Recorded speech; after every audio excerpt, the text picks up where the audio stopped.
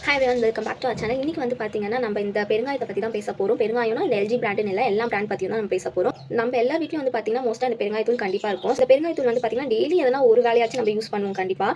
இது யூஸ் பண்ணுறப்ப யாரா இதோட இன்கிரீடியன்ஸ் லிஸ்ட் வந்து பார்த்துருக்கீங்களா? இதில் வந்து பார்த்தீங்கன்னா இது பெருங்காயத்தூள் தான், பட் இதில் வந்து லாஸ்ட்டாக தான் வந்து பெருங்காயத்தூள் சேர்த்துருக்காங்க. இதில் ஃபர்ஸ்ட் ஐட்டமே வந்து பார்த்தீங்கன்னா கம் அரபிக், ரிஃபைன் வீட் ஃப்ளவர், அப்புறமா வந்து பார்த்தீங்கன்னா அசஃப். ரொம்ப நேரமாக ப்ரொனவுன்ஸ் பண்ண ட்ரை பண்ணுறேன், சுத்தமாக வாய்நாளையில். அதனால் நம்ம வந்து இதை பெருங்காயம் அப்படின்னே சொல்லிக்கலாம். ஓகேவா?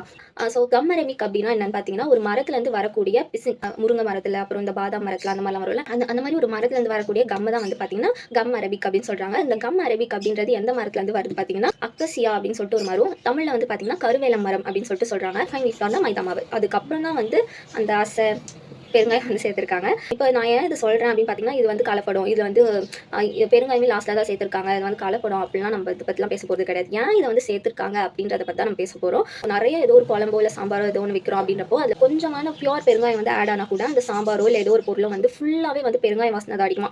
அதை வந்து கண்ட்ரோல் பண்ணுறதுக்காக மட்டும்தான் இந்த கம் அரபிக்கும் மைதா மாவு இதெல்லாம் வந்து ஆட் பண்ணுறாங்க. பியூரான பெருங்காயம் வந்து நம்ம ஈஸியாக ஒரு ப்ராப்பராக ஹேண்டில் பண்ணாதப்போ அது வந்து உருகி போயிடும். உருகி போகிறப்ப நம்ம ஏதோ ஒரு அஞ்சரை பெட்டியிலோ எதுலையோ போட்டு வைக்கிறோம் அப்படின்றப்ப அந்த ஸ்மெல் வந்து மற்ற ஒரு கடுகுலையோ இல்லை எதுலையோ வந்து படும்போது அந்த கடுகுமே வந்து பார்த்தீங்கன்னா ஃபுல்லாகவே பெருங்காய ஸ்மெல் தான் வந்து அடிக்குமா. ஸோ அந்த மாதிரி விஷயத்தெல்லாம் கண்ட்ரோல் பண்ணணும் அப்படின்னு நினச்சிட்டு தான் வந்து பார்த்தீங்கன்னா இந்த மாதிரி பெருங்காயத்தூள்லாம் வந்து தயாரிச்சு விற்கிறாங்க. இது வந்து சேஃப் டு யூஸ் தான், மற்றபடி இது வந்து கலப்படம் இருக்குது அப்படின்றதுலாம் எதுவுமே கிடையாது. ரிஃபைன் வீட் ஃப்ளார் வந்து பார்த்தீங்கன்னா மாவு பதத்தில் ஒரு தூள் மாதிரி கொண்டு வரதுக்காக ரிஃபைன் வீட் ஃப்ளார் வந்து யூஸ் பண்ணுறாங்க. அண்ட் நெக்ஸ்ட் வந்து கம் அரபிக் வந்து பார்த்தீங்கன்னா அந்த மாவுலாம் வந்து பார்த்தீங்கன்னா இது கூட சேர்க்கும் போது ஒரு மாதிரி கட்டியாக கிராக்கியாக ஆகும்ல, அந்த இதுவை தடுக்கிறதுக்காக தான் வந்து கம் அரபிக் வந்து யூஸ் பண்ணுறாங்க. ஸோ இது ரெண்டு விஷயத்துக்காக தான் வந்து கம் அரபிக்கும் ரிஃபைன் வீட் ஃப்ளாரும் வந்து யூஸ் பண்ணுறாங்க.